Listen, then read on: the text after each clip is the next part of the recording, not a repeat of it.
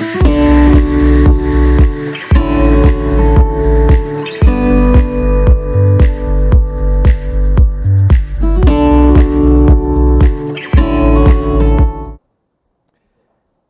loan officer can legally discriminate against you, and there is nothing you can do about it. How does that make you feel? If the feeling is negative, let me help put you at ease. You need to know lenders can't legally discriminate against you. They use things like your income and credit score to make loan decisions. That's legal discrimination. Now, in the industry, we use a nicer phrase. We call it loan underwriting. Where your brain likely started thinking about is illegal discrimination. This is when a lender uses things like your race, your ethnicity, or your gender in loan decisions, factors that have nothing to do with your likelihood of repaying a loan. That discrimination is illegal. Now, it's critical to know the difference so that you can spot illegal discrimination and have the best chance at loan approval. I've worked nearly 2 decades of my life in fair lending, and I've been a part of more than 500 bank audits. My life's mission is to end the illegal discrimination in lending. But what impact does that illegal discrimination really have? Well, for every $100 in wealth held by a white family in the U.S., a black family holds 15. Illegal discrimination in housing has contributed to this massive wealth gap, and it is not going away.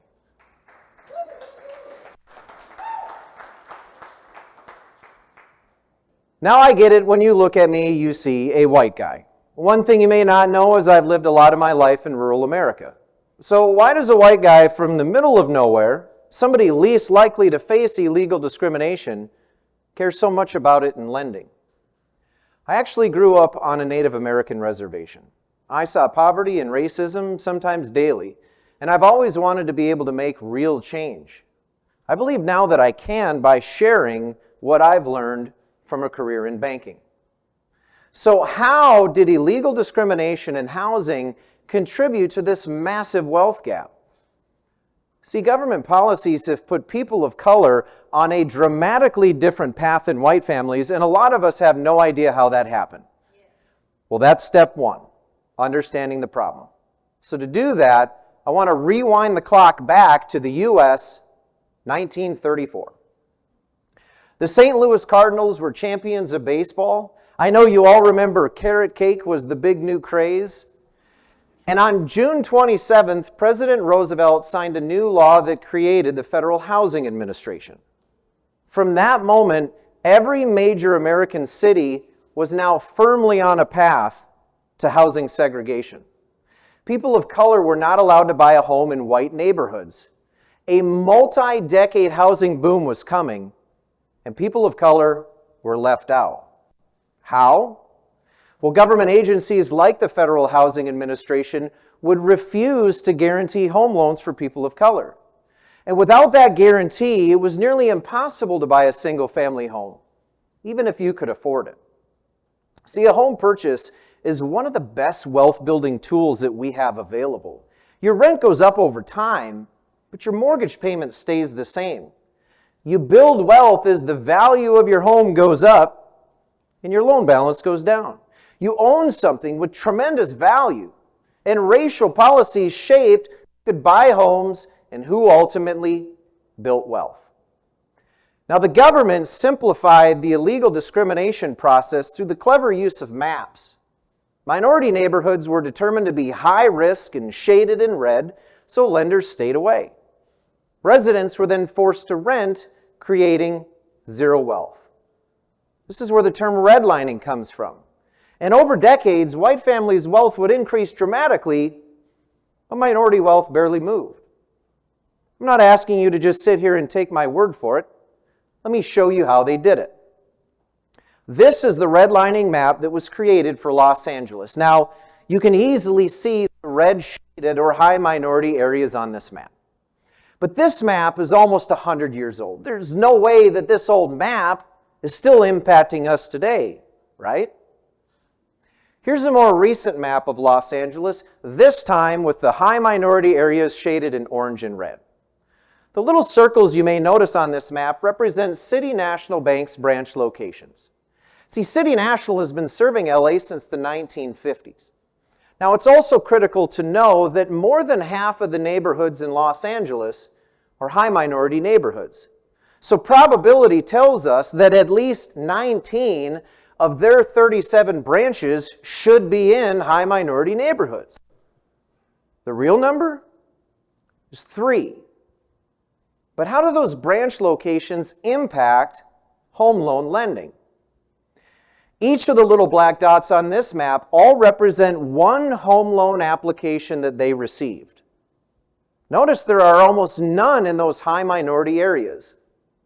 These redlining practices help keep the racial home ownership and wealth gaps firmly in place. In 2023, the federal government settled a redlining case against City National Bank for $31 million. This wasn't 100 years ago. This was months ago, and right down the street from where we sit right now. Now, City National is making great strides in fixing these issues, but this is just one example of dozens of cases that we know about. Let's fast forward in time now to the 1960s. New laws like the Fair Housing Act are passed, making all of this illegal. Problem solved, right? Not even close. People of color were left so far behind for so long that the racial home ownership gap is actually wider today than when redlining was still legal. This graphic shows that white home ownership has increased by almost 10% over the last 60 years, more than double the rate increase of black home ownership. It's time for us all to admit that the Fair Housing Act has done very little in actually making housing fair. So while redlining has been the biggest factor in barring people from buying homes, new issues are coming to light that are affecting current homeowners. Here are the Austins. They bought a house in San Francisco in 2016 and did some major improvements. When they went to get their final loan, an issue came back with their appraisal. All of a sudden, their home's value was $400,000 less than what it was just 1 year prior. So they did what many people of color feel forced to do. They stripped down their home. They removed their pictures and their art and anything that would possibly give away their race. They even had a white friend step in and pretend to be the homeowner when the new appraiser came. This time, the home's value increased by almost $500,000. This family nearly lost a third of the wealth in their home simply because of the color of their skin. This is called appraisal bias, and it happens more often than you might think. The reason why we should care about these problems and make it a priority to end illegal discrimination in lending that the Fair Housing Act promised all those years ago is because when communities and neighborhoods are kept poor, we see spikes in poverty and crime and welfare. It raises taxes and it keeps communities down. When these illegal barriers are removed, we have actual solutions to these problems and wonderful things can happen.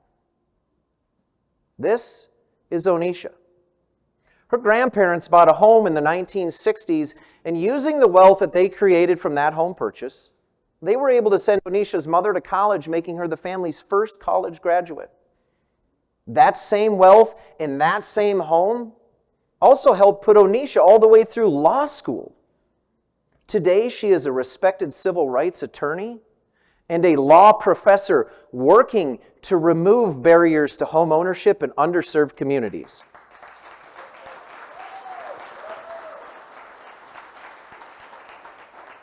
That one home purchase, such a seemingly small thing, has impacted her family for generations. Imagine with me just for a moment a world with no illegal discrimination. Now, you're not likely surprised to hear that illegal discrimination still happens today. Things like race and gender still impact loan decisions. But I don't want you walking away thinking that it's all bad. Most lenders do it the right way. The laws we have in place have helped, but they have not finished solving this problem. Based on the hundreds of audits that I've been a part of, I found that when I still spot illegal discrimination, it's often unintentional system issues. So organizations that make loans need to create clear policies and procedures for loan decisions and stick to them. Use only legal factors like income and credit score and be consistent on how those factors are applied. That is how we start fighting illegal discrimination from the inside. But what about us? What can we, the average consumer, do to ensure fair treatment?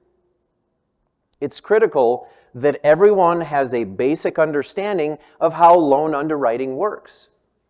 I'm not a fan of going into any major test without studying, and I certainly don't want to go apply for a loan without having any idea on how I'll be evaluated. So what does underwriting look like? There are a lot of factors that lenders can use in loan decisions, but I want to cover 3 big ones. Factor number 1, not surprisingly, is your credit score. Now, your credit score is a number that shows how you handle loans, and the higher your score, the better chance you have at loan approval. There are a lot of factors that impact your score, and here's 3 I want you to know about. Paying your bills on time every month, the length of your credit history, the older the better, and credit utilization. This is how much you borrow compared to how much they'll give you. And you always want to stay below 30%. So for example, if you have a credit card that has a $1,000 limit, always keep your balance below $300 or your score can drop dramatically. I once put a vacation on my credit card, almost maxed my balance, and my score dropped by 130 points. I had no idea. So now you may be wondering, okay, Tory, well, what's the score I need to get approved for a loan? The most common score that I've seen in my career is a score of 620, but you have to be careful, that's just an average. Lenders can set a higher or a lower score than that. Now, while credit scores are a legal form of discrimination, the system itself isn't even fair.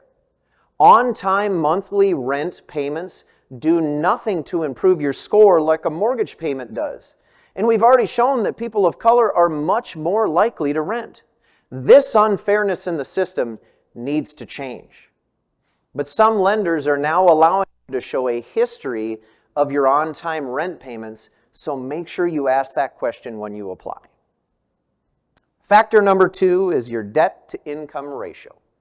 Now, I get it, this can seem a little bit intimidating first, but I promise it's just a little math.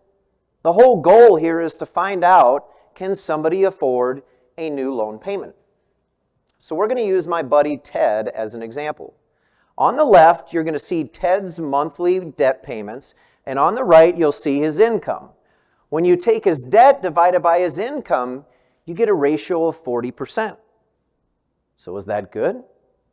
Well, most lenders' maximum debt-to-income ratio is 43%. So Ted's ratio is high, but he's within the acceptable range. But here's the deal. Ted's out car shopping, and the car he's picked out is a $400 monthly payment. So to underwrite Ted's loan, we have to add that in.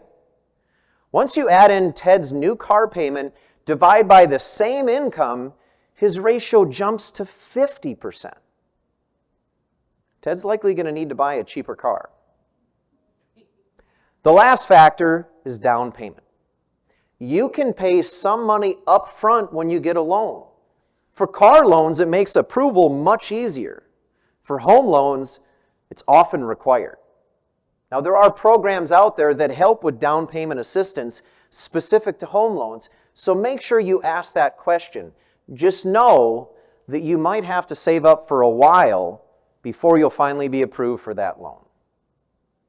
There are other factors that lenders use in loan decisions. So I want you all to walk away curious. Ask questions. Learn your lender's process. understand the difference between legal and illegal discriminatory factors. Anyone that walks into a loan should already have a good answer to this simple question.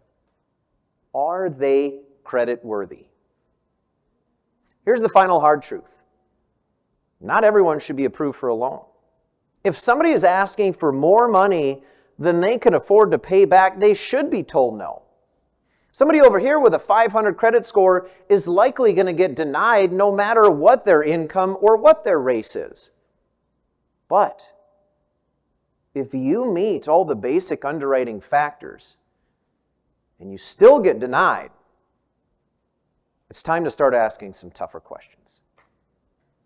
Thank you.